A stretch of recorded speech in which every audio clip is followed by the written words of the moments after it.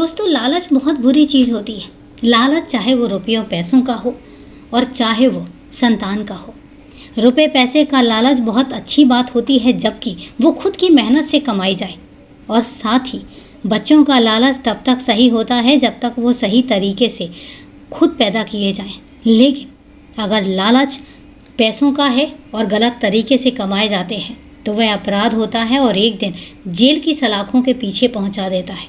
और ठीक इसी तरीके से बच्चों की लालच इंसान को जब नाजायज़ तरीके से बच्चे पैदा करने के लिए उकसाते हैं, जब इंसान अपने बच्चे पैदा करने के लिए दूसरों के बच्चों को नुकसान पहुंचाने लग जाता है, तो उसके बाद उसका अंजाम वही होता है कि सलाखों के पीछे उसे पहुंचा दिया जाता है, क्योंकि क्राइम जन्म ले चुका होता है। तो दोस्तों, आज की कहानी क्या है और मैं क्यों बच्चों की बात कर रही हूँ? जब आप ये कहानी सुनेंगे तो आपके पैरों तले से भी ज़मीन खिसक जाएगी कि कोई इंसान, और ख़ासकर आपका जानने पहचानने वाला, इस हद तक गुजर सकता है। तो दोस्तों, समय नहीं लेते और जानते हैं पूरी कहानी। लेकिन उससे पहले नमस्कार दोस्तों, मैं एडवोकेट आरडी आपका चैनल पर स्वागत करती हूँ और उम्मीद करती हूँ कि आप सब लोग स्वस्थ होंगे, सुरक्षित होंगे।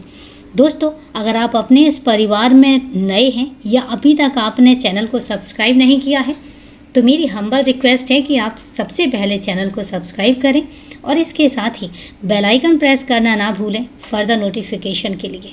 और इसके साथ ही साथ कहानी में लास्ट तक बने रहें और कहानी के बारे में आपकी क्या राय है कमेंट करके ज़रूर बताएं। तो चलिए दोस्तों, अब आपका समय नहीं लेते और जानते हैं कि ये पूरी कहानी आखिर है क्या। 9 जुलाई 2017 की शाम 6 बजे के करीब घर के बाहर गली में बच्चों के साथ खेल रहा सुनील का 3 साल का बेटा यश अचानक लापता हो गया। सुनील मध्य प्रदेश के जिला इंदौर के थाना गौतमपुरा के गांव गढ़ी बिल्लौदा का रहने वाला था। बेटे के गायब होने का पता चलते ही वह गांव वालों की मदद से उसकी तलाश में जुट गया। काफ़ी खोजबीन के बाद भी जब बेटे का कुछ पता नहीं चला तो सुनील ने गांव के कुछ लोगों के साथ थाना गौतमपुरा जाकर बेटे की गुमशुदगी दर्ज करवा दी थी। सुनील बेटे की गुमशुदगी भले ही दर्ज करवाकर आ गया था, लेकिन घर लौटकर उससे रहा नहीं गया। वह पूरी रात बेटे की तलाश में इधर उधर भटकता रहा। जहाँ भी संभव हो सका उसने बेटे को खोजा, लेकिन सुनील की सारी मेहनत तब बेकार हो गई जब सुबह मुंह अंधेरे सुनील के पड़ोसी दिलीप बागरी ने शोर मचाया कि सुनील का बेटा यश उसके आंगन में बेहोश पड़ा है। दिलीप बागरी के शोर मचाते ही पूरा गांव उसके आंगन में जमा हो गया। गांव वालों ने यश को टटोला तो पता चला कि वह मर चुका है। तुरंत इस बात की सूचना थाना गौतमपुर पुलिस को दे दी गई। सूचना मिलते ही थाना गौतमपुरा के थाना प्रभारी हीरेंद्र सिंह राठौर पुलिस बल के साथ गांव गढ़ी बिल्लौदा पहुंच गए। उन्होंने यश को गौर से देखा तो उन्हें भी पता चला कि बच्चा मर चुका है। उन्होंने लाश का निरीक्षण किया तो उसे देखकर लग रहा था कि बच्चे के पूरे शरीर में सुइयां चुभोई गई हैं। उसके पूरे शरीर से खून रिस रहा था। बच्चे के मुंह पर भी उंगलियों के निशान थे, जिससे अंदाज़ा लगाया गया था कि बच्चे के मुंह को दबाया गया था। संभवतः मुंह दबाने से ही दम घुटने के कारण बच्चे की मौत हुई थी। सुई चुभोने से पुलिस को अंदाज़ा लगाते देर नहीं लगी कि तंत्र मंत्र में बच्चे की हत्या की गई है। और इसके बाद घटनास्थल की औपचारिक कार्यवाही पूरी कर हीरेंद्र सिंह राठौर ने लाश को पोस्टमार्टम के लिए भिजवा दिया। यह साफ साफ तंत्र मंत्र में हत्या का मामला था। इसलिए हीरेंद्र सिंह इस बात का विचार करने लगे कि आखिर बच्चे की हत्या किसने की है। तंत्र मंत्र के अलावा हत्या की कोई दूसरी वजह भी दिखाई नहीं दे रही थी, क्योंकि सुनील इतना पैसे वाला आदमी नहीं था कि कोई फिरौती के लिए उसके बेटे का अपहरण करता।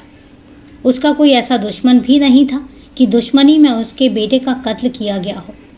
इसके अलावा थाना प्रभारी ने यह भी पता कराया कि सुनील का कोई अन्य औरत के साथ चक्कर तो नहीं है, जिसकी वजह से उसने पत्नी और बेटे से छुटकारा पाने के लिए ऐसा किया हो। जिस दिलीप बागरी के आंगन में यश का शव मिला था, उससे भी पूछताछ की गई। उसने कहा, साहब, मैं मासूम बच्चे की हत्या क्यों करूँगा? अरे मैं तो उसे अपने बच्चे की तरह प्यार करता था और रात 12 बजे तक मैं तो सुनील के साथ ही था। उसके बाद घर आकर मैं सो गया। बच्चे की चिंता में मैंने रात में खाना भी नहीं खाया था। दिलीप बागरी ने जिस तरह गिड़गिड़ाते हुए सफाई दी थी, उससे हीरेन्द्र सिंह राठौर को लगा कि शायद किसी अन्य ने बच्चे की हत्या करके इसे फंसाने के लिए लाश इसके आंगन में फेंक दी होगी। यही सोचकर वह थाने लौट आए। थाने आकर उन्होंने यश की गुमशुदगी की जगह उसकी हत्या का मुकदमा दर्ज कर मामले की खुद ही जांच शुरू कर दी। कई दिनों तक वह इस मामले की विवेचना करते रहे, पर हत्यारे तक पहुंचने को कौन कहे। वह तो यह भी पता नहीं कर सके कि मासूम यश की हत्या क्यों की गई थी। जब हीरेन्द्र सिंह राठौर इस मामले में कुछ नहीं कर सके तो आईजी हरिनारायण चारी ने उनका तबादला कर दिया और उनकी जगह पर गौतमपुरा का नया थाना प्रभारी अनिल वर्मा को बनाया। अनिल वर्मा थोड़ा तेज तर्रार अधिकारी था। अब तक की गई हीरेन्द्र सिंह की जांच का अध्ययन करके पूरी बात उन्होंने DIG Harinarayan Chari, additional SP Pankaj Kumawat तथा एसडीओपी अमित सिंह राठौर को बताई। तो सभी अधिकारियों ने एक बार फिर से दिलीप बागरी से थोड़ा सख्ती से पूछताछ करने का आदेश दिया, क्योंकि दिलीप बागरी ने भले ही अपनी सफाई में बहुत कुछ कहा था, पर सभी को उसी पर शक था। अनिल वर्मा ने दिलीप से पूछताछ करने से पहले मुखबिरों से उसके बारे में पता कराया। मुखबिरों से उन्हें पता चला कि दिलीप इधर बेटे की चाह में तंत्र मंत्र के चक्कर में पड़ा था। बेटे के लिए ही वह एक के बाद एक करके 3 शादियां भी कर चुका था। बेटे के ही चक्कर में उसकी पहली पत्नी की मौत हुई थी। यह जानकारी मिलने के बाद अनिल वर्मा ने दिलीप और उसकी दोनों पत्नियों पुष्पा और संतोष कुमारी को थाने बुला लिया। थाने में दिलीप और उसकी पत्नियों से अलग अलग पूछताछ की जाने लगी तो तीनों के बयानों में काफ़ी विरोधाभास पाया गया। इससे अनिल वर्मा का संदेह गहराता गया और उन्होंने दिलीप बागरी से सख्ती से पूछताछ शुरू कर दी। पुलिस की सख्ती के आगे दिलीप टूट गया और उसने अपनी दोनों पत्नियों संतोष कुमारी और पुष्पा के साथ मिलकर यश की हत्या का अपना अपराध स्वीकार कर लिया। और इसके बाद उसने यश की हत्या की जो कहानी बताई वो बेहद ही दिल दहला देने वाली निकली। दिलीप की पहली शादी 17 साल की उम्र में गौतमपुरा के नज़दीक के गांव इंगोरिया की रहने वाली सज्जन बाई से हुई थी। सज्जन बाई नाम से ही नहीं, स्वभाव से भी सज्जन थी। उसने दिलीप की घर गृहस्थी को संभाल ही ली थी। समय पर 2 बेटियों को जन्म देकर उसने घर का आंगन भी महका दिया था। 2 बेटियां पैदा हो जाने के बाद सज्जन बाई और बच्चे नहीं चाहती थी, इसलिए उसने दिलीप से ऑपरेशन कराने को कहा। लेकिन दिलीप इतने से संतुष्ट नहीं था, उसे तो बेटा चाहिए था। इसलिए ऑपरेशन कराने से मना करते हुए उसने कहा, बिना बेटे के इस संसार से मुक्ति नहीं मिलती है, इसलिए जब तक बेटा पैदा नहीं हो जाता तुम ऑपरेशन के बारे में सोचना भी मत। पति के आदेश की अवहेलना करना सज्जन बाई के वश में नहीं था, क्योंकि दिलीप ने साफ साफ कह दिया था कि उसे एक बेटा चाहिए। अगर वह उसका कहना नहीं मानेगी तो वह उसे तलाक देकर दूसरी शादी कर लेगा। दिलीप ऐसा कर भी सकता था, क्योंकि उसकी जाति में यह कोई भी मुश्किल काम नहीं था। इसलिए सज्जन बाई चुप रह गई। कुछ दिनों बाद सज्जन बाई तीसरी बार गर्भवती हुई, जबकि उसकी उम्र तो अभी शादी लायक भी नहीं थी और वह तीसरे बच्चे की मां बनने जा रही थी।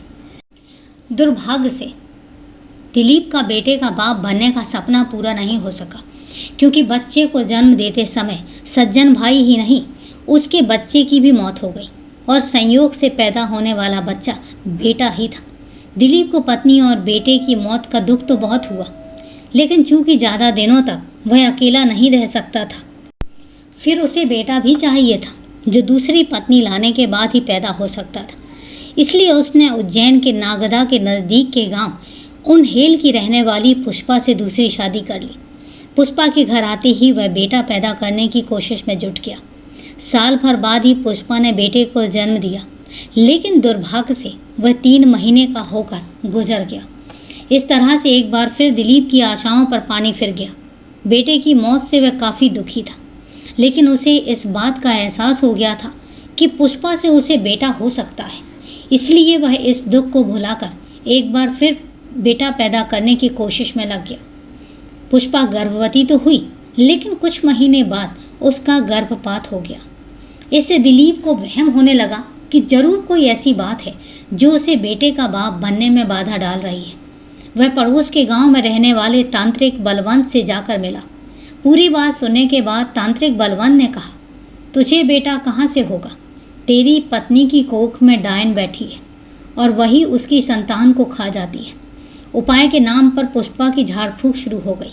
दिलीप कोई खतरा नहीं उठाना चाहता था और इसीलिए उसने संतोष कुमारी से एक और शादी कर ली। उसका सोचना था कि पुष्पा से बेटा नहीं होगा तो संतोष कुमारी से तो हो ही जाएगा, लेकिन शायद उसकी किस्मत ही खराब थी। संतोष कुमारी को बेटा होने को तो कौन कहे, गर्भ ही नहीं ठहरा। बेटे के लिए दिलीप तो परेशान था ही, उसकी दोनों पत्नियां पुष्पा और संतोष भी परेशान होने लगी। उनकी परेशानी की वजह यह थी कि बेटे के चक्कर में कहीं दिलीप उन्हें तलाक देकर चौथी शादी ना कर ले, क्योंकि उन्हें पता था कि बेटे के लिए दिलीप कुछ भी कर सकता है। दिलीप चौथी ही नहीं, बेटे के लिए 5वीं शादी भी कर सकता है।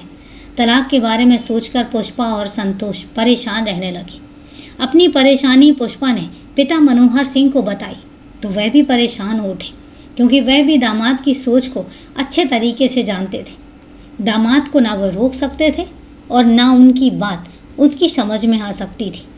इसलिए बेटी का भविष्य खराब ना हो, यह सोचकर पुष्पा को नागदा के पास स्थित गांव उमरनी के रहने वाले तांत्रिक अंबाराम आगरी के पास ले गए। पुष्पा की पूरी बात सुनने के बाद अंबाराम ने कहा, तुम्हारी कोख में जो डायन बैठी है वह मासूम बच्चे की बलि मांग रही है, और जिस बच्चे की बलि दी जाए वह माँ बाप की पहली संतान हो। बलि के बाद तुम्हें जो गर्भ ठहरेगा वह बेटा ही होगा और जीवित भी रहेगा। तांत्रिक अंबाराम ने जो उपाय बताया था, ससुराल आकर पुष्पा ने उसे पति दिलीप बागड़ी और सौत संतोष कुमारी को बताया। दिलीप तो थोड़ा कसमकस आया, पर पति के तलाक के डर से संतोष कुमारी राजी हो गई। लेकिन समस्या थी कि मासूम बच्चे की जो माँ बाप की पहली संतान हो। इसीलिए तीनों ने इस विषय पर गहराई से विचार किया तो उन्हें पड़ोस में रहने वाले सुनील का 3 साल का बेटा यश याद आ गया। वह माँ बाप की पहली संतान भी थी और पड़ोसी होने के नाते दिलीप के घर आता जाता भी रहता था। इसके बाद दिलीप और उसकी पत्नियों ने यश की बलि देने का मन बना लिया। मासूम बच्चा मिल गया तो दिलीप ने अंबाराम से मिलकर पूछा कि बलि कब और कैसे देनी है। इस तरह अपने घर का चिराग रोशन करने के लिए दिलीप ने पड़ोसी सुनील के घर का चिराग बुझाने का मन बना लिया। अंबाराम ने बलि देने के लिए अमावस्या या पूर्णिमा का दिन बताया था। 9 जून को पूर्णिमा थी, इसलिए 8 जून को पुष्पा, दिलीप और संतोष कुमारी ने अगले दिन बलि देने की तैयारी करके यश को अगवा करने की योजना बना डाली। इसके बाद दिलीप रोज की तरह सट्टा खेलने बड़नगर चला गया। शाम को जैसे ही यश दिलीप के घर आया, संतोष कुमारी और पुष्पा ने उसे कमरे में बंद करके दिलीप को फ़ोन करके काम हो जाने की सूचना दे दी। दिलीप उत्साह के साथ गांव के लिए चल पड़ा। जब वह गांव पहुंचा, यश के गायब होने का हल्ला मच चुका था। पूरा गांव मासूम यश की तलाश में लगा था। दिलीप भी गांव वालों के साथ यश की तलाश का नाटक करने लगा। रात 1 बजे तक वह गांव वालों के साथ यश की तलाश में लगा रहा। जब सभी अपने अपने घर चले गए तो दिलीप भी अपने घर आ गया और इसके बाद दोनों पत्नियों के साथ मिलकर जिस तरह तांत्रिक अंबाराम ने बलि देने की बात बताई थी, उसी तरह सभी बलि देने की तैयारी में करने लगे। यश पड़ोसियों की खतरनाक योजना से बेखबर गहरी नींद में सो रहा था। अंबाराम के बताए अनुसार दिलीप उसे उठाकर कमरे के अंदर ले गया और वहां बिछी रेत पर लेटाकर तांत्रिक के बताए अनुसार मासूम यश के शरीर में पिन्ह चुभोने लगा। पीड़ा से बिलबिलाकर मासूम यश रोने लगा तो संतोष और पुष्पा ने उसका मुंह दबा दिया। दिलीप लगातार यश के होठों, गर्दन और कंधे पर पिन चुभोता रहा। जहाँ पिन चुभती वहाँ से खून रिसने लगता, जो बहकर रेत में समा जाता। इसी तरह करीब 3 घंटे तक दिलीप यश के शरीर में पिन चुभोता रहा, क्योंकि उसे तब तक यह करना था जब तक उस मासूम की मौत ना हो जाए। लगभग 3 घंटे बाद जब यश की मौत हुई, तब तक करीब 3:30 बज चुके थे। इसके बाद यश की लाश को लाकर आंगन में रख दिया गया और जिस जगह उस मासूम का खून गिरा था, उसी के ऊपर बिना बिस्तर बिछाए दिलीप ने अपनी दोनों पत्नियों पुष्पा और संतोष कुमारी के साथ शारीरिक संबंध बनाए, क्योंकि तांत्रिक अंबाराम ने दिलीप से कहा था कि मासूम की बलि देने पर जो खून निकलेगा उसके सूखने से पहले ही उसके ऊपर जितनी भी औरतों के साथ वह शारीरिक संबंध बनाएगा, सभी को 9 महीने बाद बेटा पैदा होगा और वो जीवित भी रहेंगे। इस तरह बेटा पाने की खुशी में दिलीप और पुष्पा और संतोष कुमारी ने जश्न मनाया। दिलीप, पुष्पा और संतोष कुमारी को तांत्रिक अंबाराम पर इतना भरोसा था कि यश की लाश उनके आंगन में भले मिलेगी, फिर भी पुलिस उन तीनों तक जरा भी संदेह नहीं करेगी। लेकिन ऐसा हो न सका। दिलीप और उसकी पत्नियों से पूछताछ के बाद अनिल वर्मा ने उज्जैन के रेलवे स्टेशन से तांत्रिक अंबाराम को भी गिरफ्तार कर लिया। उसे थाने लाकर पूछताछ की गई तो उसका कहना था कि उसकी नीयत दिलीप की दोनों पत्नियों पर खराब हो गई थी। उसका सोचना था कि बच्चे की हत्या के आरोप में दिलीप जेल चला जाएगा तो बाद में उसकी दोनों पत्नियां संतोष और पुष्पा आसानी से उसके कब्जे में आ जाएंगी। इसलिए उसने बलि देने के बाद बच्चे की लाश को घर के आंगन में रखने के लिए कहा था, ताकि दिलीप आसानी से कानून के शिकंजे में फंस जाए। पूछताछ के बाद अनिल वर्मा ने दिलीप, पुष्पा, संतोष कुमारी और तांत्रिक अंबाराम को अदालत में पेश किया और जहां से सभी को जेल भेज दिया गया। बेटे की चाहत में दिलीप ने अपना घर तो बर्बाद किया ही, पड़ोसी के मासूम बेटे की जान लेकर उसके घर का भी चिराग बुझा दिया। इसमें सबसे ज़्यादा दोषी तो तांत्रिक अंबाराम है, जिसने अपनी कुंठित भावना को पूरी करने के लिए 2 घर बर्बाद कर दिए। तो दोस्तों, ये थी बेहद ही दिल दहला देने वाली कहानी। अब कहानी को लास्ट तक सुनने के लिए आपका तहे दिल से धन्यवाद। कहानी के बारे में आपकी क्या राय है, कमेंट करके ज़रूर बताएं। और हाँ, आज चूँकि आपके कोई कमेंट्स नहीं हैं, इसलिए आज कमेंट्स और उनके जवाब का सिलसिला नहीं हो पाएगा, लेकिन कल ज़रूर होगा। तो चलिए दोस्तों, आज के लिए इतना ही। कल फिर मिलते हैं क्राइम की एक सच्ची कहानी के साथ। तब तक के लिए सेफ रहें, सुरक्षित रहें और अपना ध्यान रखें। जय हिंद दोस्तों, जय भारत।